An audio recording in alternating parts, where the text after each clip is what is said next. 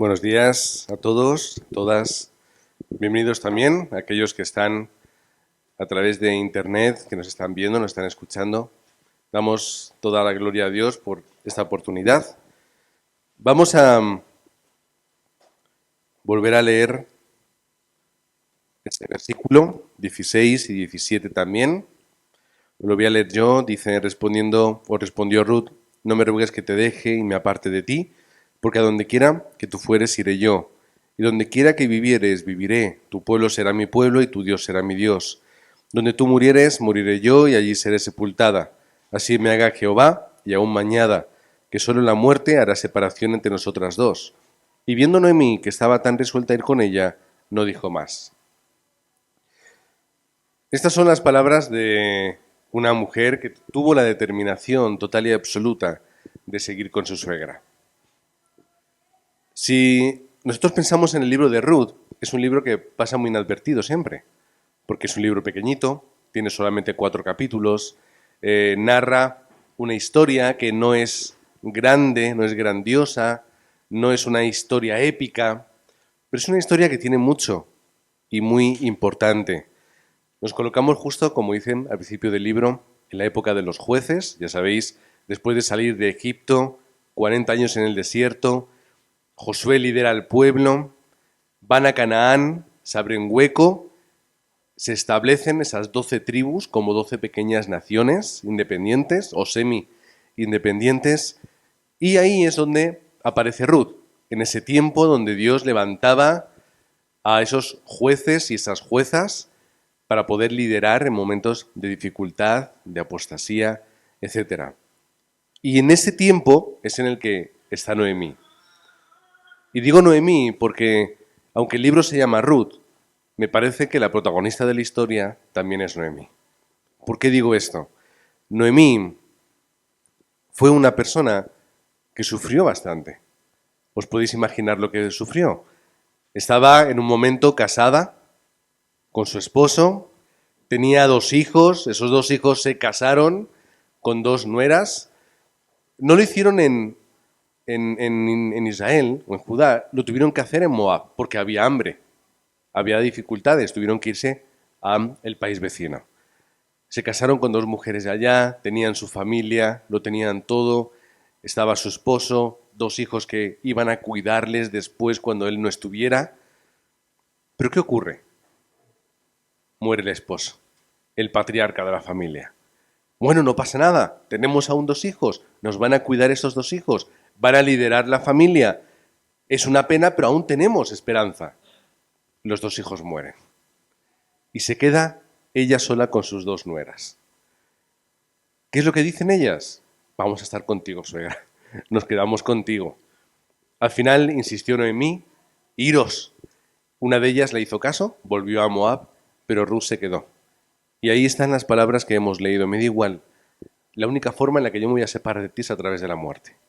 Así que volveré contigo a tu nación, haré de ella mi Dios, haré de tu Dios mi Dios, voy a estar contigo siempre, voy a ser una más. ¿Qué ocurrió? Cuando vuelven a Judá, ¿de qué iban a vivir?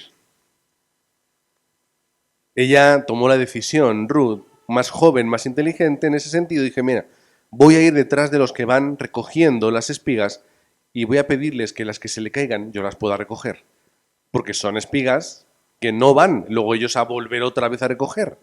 Y esto me acuerda, o me recuerda, lo que hacía también mi abuela en tiempos de posguerra, mi abuela bien jovencita, huérfana, de padre y de madre, por la guerra y por que su mamá murió, mi bisabuela murió en el parto, se quedó sola, solamente tenía sus hermanas y demás. ¿Qué es lo que hacía? Pues iban, les pedía a los segadores, oye, ¿puedo recoger lo que se os caiga? Sí. Entonces iban detrás, iban recogiendo y eso es lo que tenían para comer. Las peladuras de las patatas las recogían y se las comían. Eran tiempos difíciles y complicados. Y eso es lo que ella hacía. Iba recogiendo las sobras de los que iban segando, iban recogiendo las sobras. Llega este hombre, el otro protagonista de la historia, de estos 3, Boz, la ve, le cae bien, es una mujer que tiene necesidad, voy a ayudarla. y la trata bien. Cuando vuelve, al final, da la historia de que ese hombre es familiar de su suegro. Es un familiar, nos puede ayudar. Cuando ese hombre voz se da cuenta, dice, pero si esta es Noemí, vamos a ayudarla. ¿Qué ocurre al final? Se acaba casando con ella. Acaba casando con Noemí, la acepta en su familia, recibe toda la herencia de su suegro y ahí empieza una nueva historia. Una nueva historia que no nos narra la Biblia. Pero ¿qué es lo importante aquí? Que tenemos que aprender del corazón de Noemí. ¿Por qué digo esto? Noemí, una mujer que perdió todo, a su esposo y a sus hijos. Estaba en una tierra que no era la suya, como una extranjera, y tenía que volver sin nada ni nadie a encontrar un lugar otra vez.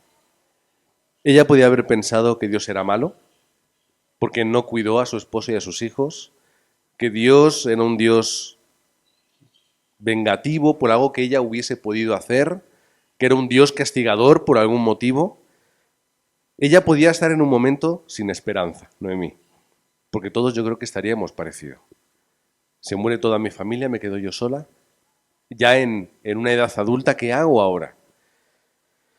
Y podía haber recitado, por ejemplo, el Salmo 77. El Salmo 77 aún no se escribió, se escribiría muchos años después. Dice el Salmo 77, no lo voy a leer entero, dice, con mi voz clamé a Dios clamé, y Él me escuchará. Al Señor busqué en el día de mi angustia, alzaba en mis manos de noche sin descanso, mi alma rehusaba consuelo. Me acordaba de Dios y me conmovía, me quejaba y desmayaba mi espíritu. No me dejabas pegar los ojos. Estaba yo quebrantado y no hablaba. Consideraba los días desde el principio, los años de los siglos. Me acordaba de mis cánticos de noche. Meditaba en mi corazón y mi espíritu inquiría. Estas palabras podían haber sido de ella. O podían haber sido palabras de queja, palabras de maldición, palabras de infidelidad o de falta de fe hacia Dios. Sin embargo, ella tomó la determinación, vamos juntos, va a haber una respuesta por parte de Dios, va a haber una respuesta. ¿Por qué podemos pensar esto? La pregunta es, ¿dónde ponemos nosotros nuestra esperanza y nuestro sustento? Noemí tenía su esperanza y su sustento en su esposo y en sus hijos, que eran los hombres de la familia, los que trabajaban y los que lideraban en aquel tiempo. ¿Dónde ponía ella o dónde tenemos que poner nosotros nuestra esperanza y nuestro sustento? ¿Dónde ponemos nuestra felicidad? ¿Dónde obtenemos lo que de verdad nos satisface? Nos damos cuenta de que en un momento podemos quedarnos sin nada, pero ¿qué es lo que permanece? Llegan los desastres, cuando llegan los problemas. El Salmo 77 continúa diciendo, dije, enfermedad mía es esta. Traeré, pues, a la memoria los años de la diestra del Altísimo. Me acordaré de las obras de Yah. Sí, haré yo memoria de tus maravillas antiguas. Meditaré en todas tus obras y hablaré de tus hechos. Oh Dios, santo es tu camino. ¿Qué Dios es grande como nuestro Dios? Tú eres el Dios que hace maravillas. Hiciste notorio en los pueblos tu poder.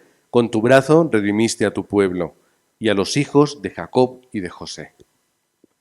Esto es el corazón de alguien que pasa por un problema, pero entiende el pacto.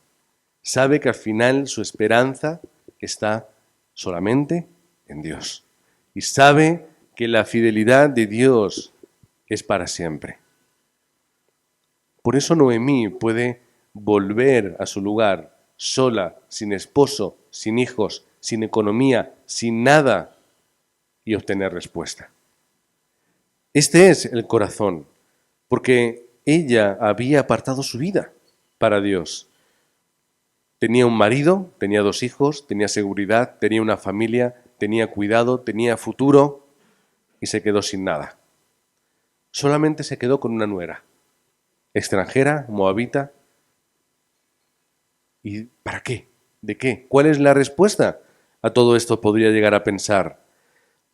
1.13 de Ruth dice, no, hijas mías, ¿Qué mayor amargura tengo yo que vosotras? Pues la mano de Jehová ha salido contra mí. No estaba en un momento para liderar nada. Era difícil su vida en ese momento. Y nosotros tenemos también ese tipo de circunstancia en nuestra vida. Es una vida que busca respuestas, pero es difícil a veces hallarlas.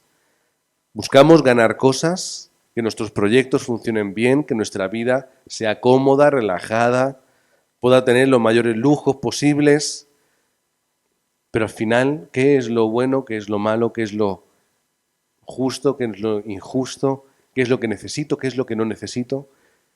No sabemos realmente lo que queremos. Somos niños delante de Dios. Somos niños caprichosos delante del Dios Todopoderoso, que siempre buscamos lo que nos apetece y si no lo tenemos nos enfadamos. Siempre queremos alcanzar y nos esforzamos por lo que no necesitamos y cuando lo conseguimos nos damos cuenta de que no sirve para nada. Somos, como decía el apóstol Pablo, somos niños espirituales que seguimos tomando esa leche. ¿Por qué somos así? Porque tenemos que entender que hay un plan mucho más grande, que es el plan de Dios, que nos supera muchísimo y que Dios Todopoderoso, que todo lo sabe, sabrá mejor lo que yo necesito y comprende, sabe y está en medio de toda circunstancia. Por eso mi estándar de lo que es bueno y de lo que es malo tiene que cambiar. Mi estándar de lo que quiero tiene que cambiar. Mi corazón tiene que cambiar. Y encontrar qué es lo de Dios. Cristo no murió en la cruz para yo merendar bien por las tardes. Cristo no murió en la cruz para que yo pueda comprarme una camiseta, en vez de 5 euros, comprarme una de 10. Cristo no murió en la cruz para que yo pueda tener unas vacaciones más cómodas. Cristo murió en la cruz para ser Cristo, para ser el ungido, para cambiar mi condición espiritual y darme la respuesta que ninguna riqueza puede darme en el mundo. Cristo vino para transformar mi vida, pero no mi vida de lujos y material, sino mi vida espiritual, donde yo encuentro la verdadera respuesta. Pero los cristianos seguimos viviendo como si Cristo hubiese muerto en la cruz para que mi hijo pueda vestir mejor o peor, pueda ir a un mejor colegio, o para que yo pueda jubilarme con más o con menos dinero. Pero no importa nada de eso. ¿Qué es lo que importa? Que yo de verdad restaure mi corazón, restaure mi mente y restaure mi vida. Y que lo haga además por el Evangelio. Cambiemos nuestro estándar. ¿Cuál es la finalidad de la vida cristiana? ¿El éxito? ¿Ganar cosas? ¿Que nuestros proyectos funcionen bien? ¿O encontrar el plan de Dios en mi vida? ¿De qué consiste la vida del creyente? Si no es en estar con aquel que me lo ha dado todo. Cuando nosotros oramos en el nombre de Cristo, ¿qué hacemos? Oramos en el nombre, con el corazón y la intención que tendría Cristo. Yo no puedo orar conforme mi pensamiento, mi corazón y mis apetencias. Tendré que hacer la oración que sea en el nombre de Cristo. ¿Cómo yo voy a poder orar en el nombre de Cristo poniendo poniendo mis palabras? ¿Cómo yo voy a orar y voy a presentarme al Padre y esta oración la hago en el nombre de quién? En el mío la estoy haciendo, porque es mi estándar el que está hablando. Pero yo tengo que orar ¿en qué? En el nombre de Cristo. Por eso, ¿cómo cambiamos nuestro estándar? Cuando yo cambio mi corazón y mi pensamiento.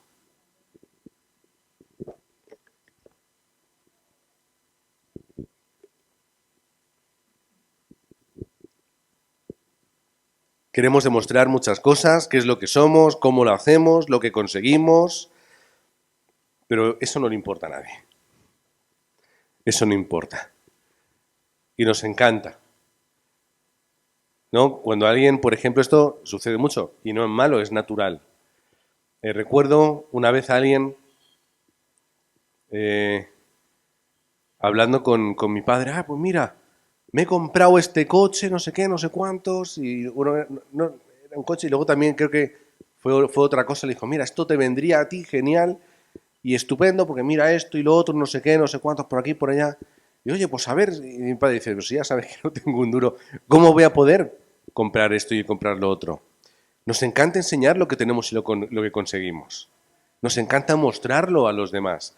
No por hacer mal y sentir mal a los demás, hay gente que sí.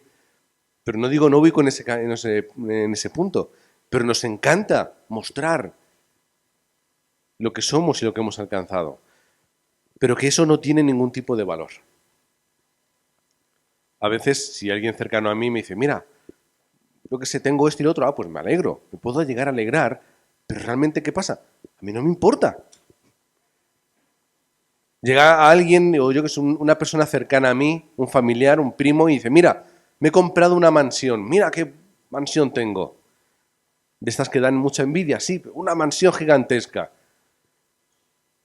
Y por una parte dirá, pues qué bien, ¿no? Pues bien por ti, pero no me importa.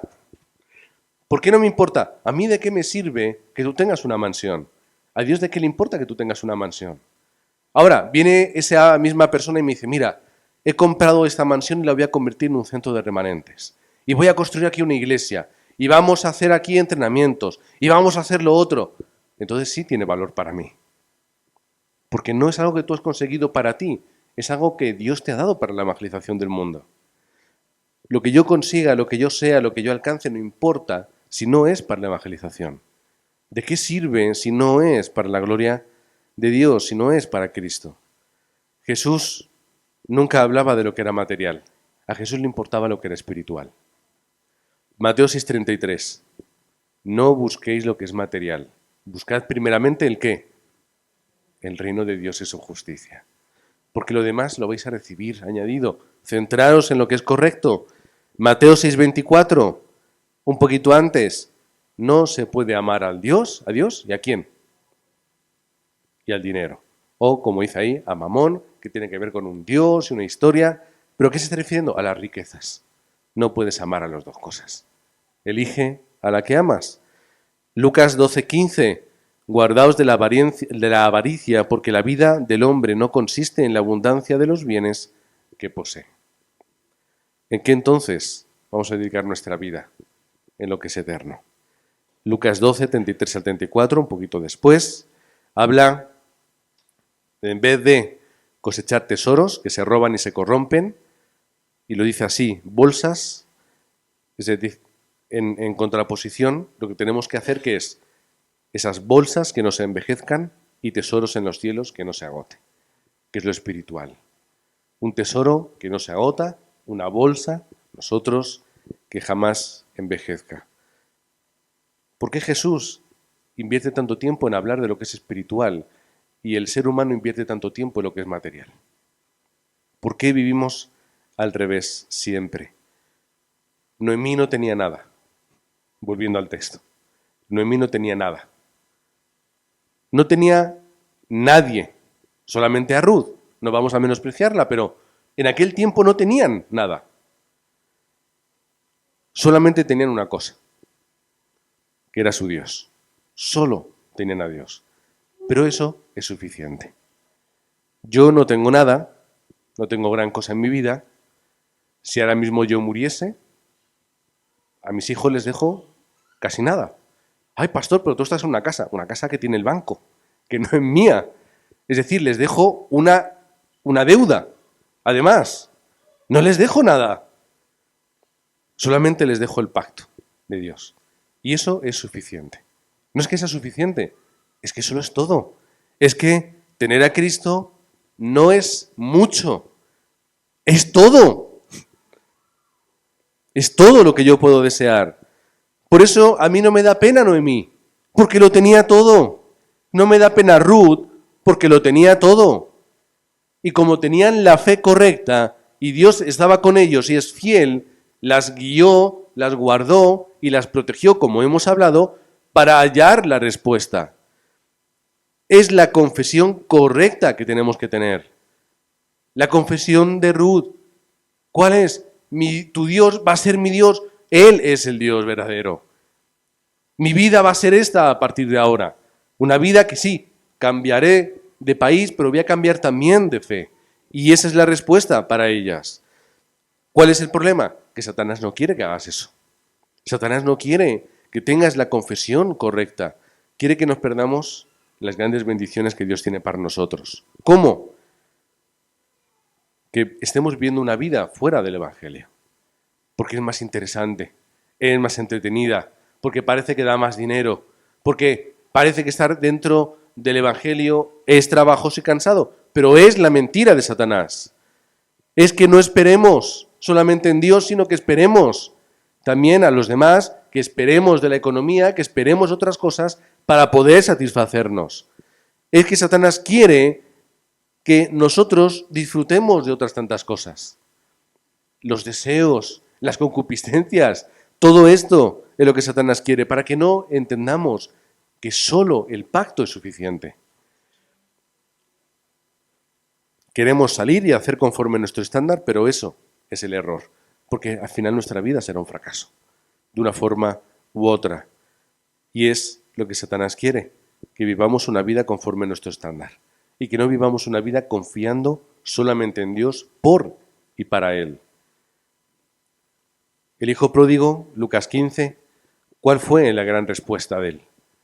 Que él, aunque merecía el amor del Padre de nuevo, porque si fuese un juicio podríamos decirlo así, oye, tú has abandonado a tu familia, tú en vez de haber permanecido, haber ayudado a tu familia y haberla liderado después de tu padre, que es lo que en aquel tiempo se hacía, en vez de haber recibido la herencia para ayudar a todos los que están a tu alrededor, coge lo que es tuyo en vida y te vas y te lo gastas. ¿Qué te mereces después? Lo siento, pero no te merecen nada. Esa es la lógica y la justicia de a día de hoy, que tiene coherencia. Pero lo que no tiene coherencia es que después del fracaso, volviendo sucio y humillado, fue restaurado. No tiene sentido. Pero para Dios sí tiene sentido. Porque Dios es justo y es fiel siempre, y Dios perdona nuestros errores. Las consecuencias las pagó Él, sufrió y se humilló absolutamente, pero su Padre nunca le pudo rechazar. ¿Cuál es el lugar donde nosotros estamos? A lo mejor estamos en Moab, estamos de camino a Judá, estamos en dificultades, en problemas. Yo en el lugar en el que estoy tengo que ser ese testigo que hable de la obra de Dios. En medio de cualquier circunstancia y cualquier lugar. Ser un testigo es aquel que cuenta lo que ve, lo que escucha y lo que experimenta. Y ser un testigo es aquel que da su vida por ese testimonio. Como ya sabéis, la palabra testigo y la palabra mártir tienen el mismo origen en griego. Y cuando tú lees esa palabra en griego, que es martireo, dices, es la misma esencia. ¿Por qué? Porque los que eran matados y asesinados lo hacían por testificar de Cristo.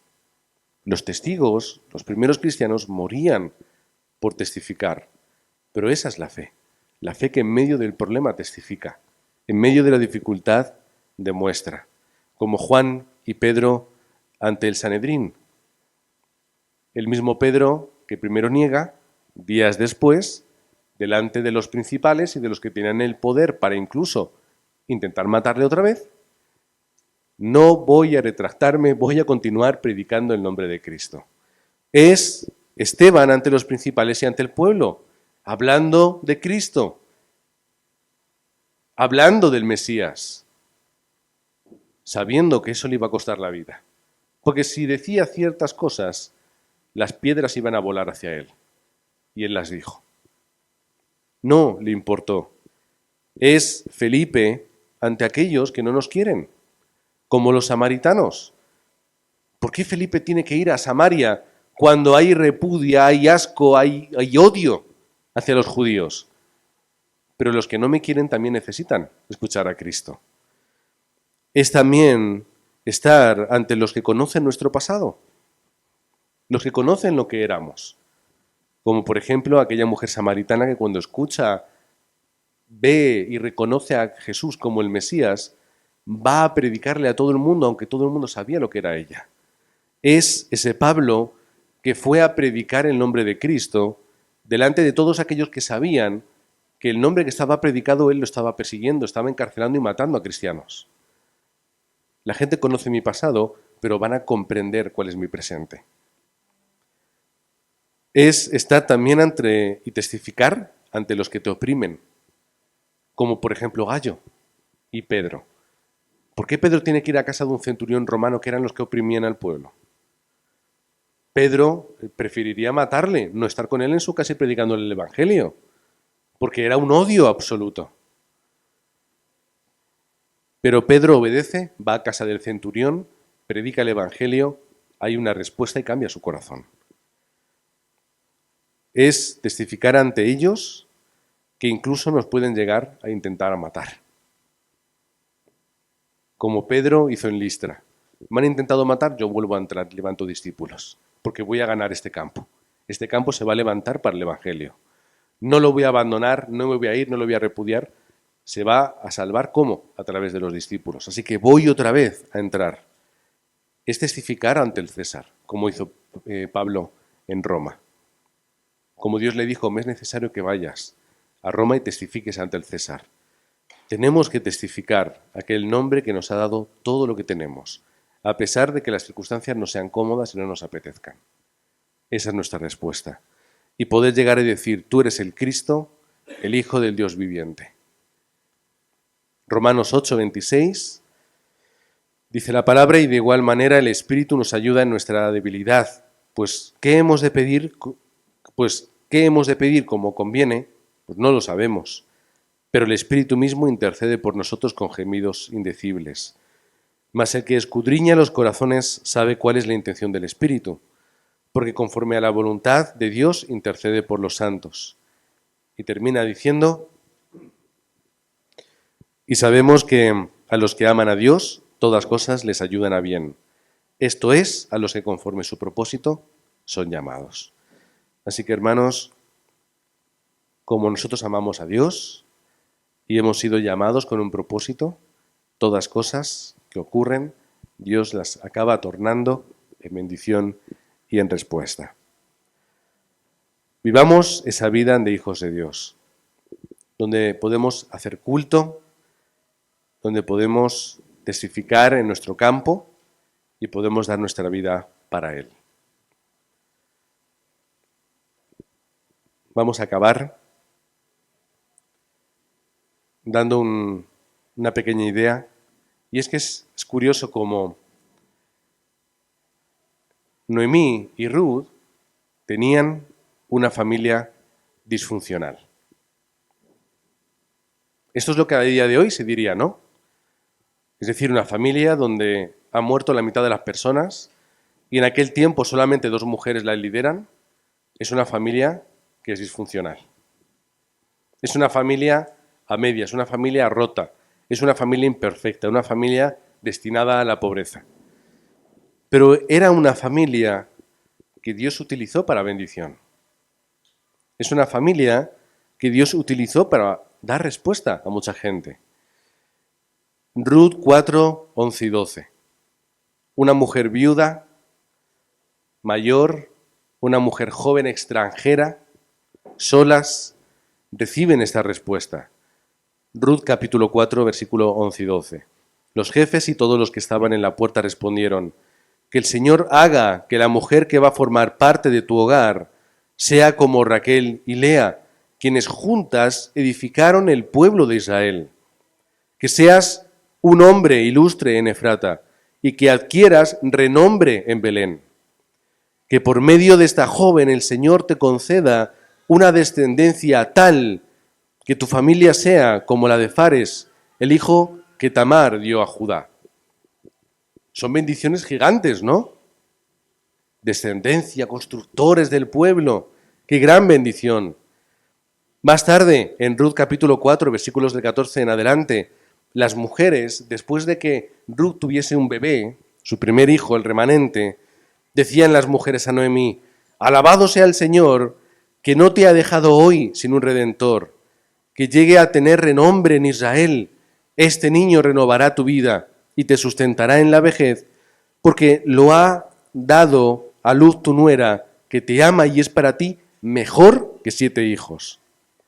Noemí tomó al niño y lo puso en su regazo y se encargó de criarlo. Las vecinas decían: Noemí ha tenido un hijo, y lo llamaron Obed. ¿Quién es Obed?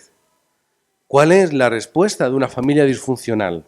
¿Cuál es la respuesta de dos mujeres solas, pobres, andando por el mundo? ¿Cuál es la respuesta para nosotros de ahí? ¿Sabéis cuál es? Obed, el hijo de Ruth, dice, y ahora sí termino con el versículo, es el padre de Isaí. Y el padre de Isaí es el padre del rey David. ¿Qué quiere decir? Que de esta mujer y de Noemí surge el propio rey más grande y absoluto que tuvo Israel. No el que escribió el Salmo 77, porque lo escribieron otros dos, pero sí aquel que cambió la historia. ¿Y de David quién surge? La línea generacional, los descendientes, hasta el mismo Jesús de Nazaret. Una familia disfuncional que Dios restaura, cuida y restaura, y Dios utiliza para levantar al mayor rey, que es David, y al verdadero rey, que es Cristo. ¿Cuál es la respuesta? Que no hay nada imposible para Dios, que Dios obra y que donde parece que no hay nada, Dios puede obrar y hacerlo todo. A mí me gustaría ser también como esa Noemí y esa Ruth, de no tener una familia perfecta a ojos del mundo, pero de poder bendecir al mundo con los remanentes. No ser la familia unida y perfecta que podéis ser vosotros, en algunos casos o en todo, porque no tenemos ninguna familia perfecta, pero que sea una familia imperfecta dentro del pacto y que haga y que sea esta plataforma de bendición. Yo, mi familia y mis hijos para el Evangelio. En problemas, en dificultades, no importa. En cada lugar que nosotros nos encontremos, Dios estará también ahí. En cada lugar en el que yo esté, el reino de Dios se establecerá. La gloria de Dios no se va a difuminar porque yo sea más o menos perfecto o tenga más o menos problemas. La gloria va a resplandecer porque yo esté en Emmanuel. Yo esté disfrutando de que Dios está conmigo. No tengo que tener cargas a ir al campo, solamente tenemos que ir con el corazón correcto. Y finalmente, Mateo 16, 18, las palabras de Jesús a la confesión de Pedro fueron: y yo también te digo que tú eres Pedro, y sobre esta roca edificaré mi iglesia, y las puertas del Hades no prevalecerán contra ella. Cuando tenemos la confesión correcta, Dios obra. Cuando tenemos la confesión correcta, Dios levanta esas obras que son eternas. Y de ahí el mensaje y el título de hoy: Noemí, las respuestas eternas. ¿Por qué? Las respuestas eternas de Noemí, aferrándose al pacto de Dios, de Ruth, aferrándose a ese pacto de Dios, uniéndose y viendo cómo Dios obra, tiene un impacto hoy. Porque hoy seguimos testificando a Cristo y Cristo viene de ese linaje. Así que lo que decían aquellos hombres se ha cumplido. Se ha cumplido. Porque aunque parezca imposible, Dios obra de formas inimaginables. Así que os bendigo en el nombre de Cristo para que podáis tener esa confesión correcta. Jesús es el Cristo. Y Cristo pone todo su poder y autoridad en aquellos que tienen esta confesión. En medio de cualquier circunstancia, en medio de cualquier momento. Vamos a orar. Padre, te damos gracias en el nombre de Jesucristo, ese nombre en el cual predicamos ahora, ese nombre que es el nombre que le pertenece a ese verdadero Rey. El Rey que ha destruido esa obra de Satanás, que nos quería tener presos en nuestros delitos y pecados, que nos quería tener con esa muerte en vida, esa muerte espiritual y también esa muerte futura. Gracias, Padre, porque tenemos a ese Mesías, que es también ese verdadero sacerdote, aquel que a través de la muerte en la cruz limpió el pecado de la humanidad, a través de la fe. Gracias, Padre, porque esa muerte en la cruz supone mi vida. Gracias, Padre, porque Cristo murió no para que yo pudiese ser rico, poderoso, vivir cómodo, sino para que yo pudiese tener una vida de verdad, una vida en abundancia espiritual, una vida dentro de tu cuidado y de tu fidelidad.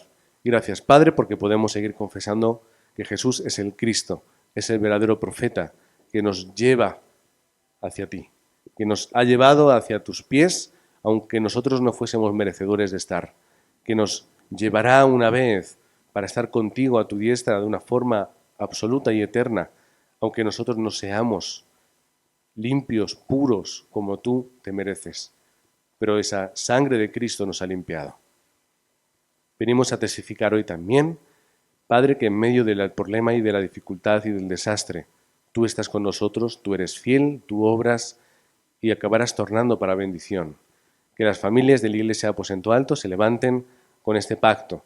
Familias imperfectas, familias con dificultades, pero que aquellos que testifican y aquellos que ponen su fe en ti van a recibir la respuesta.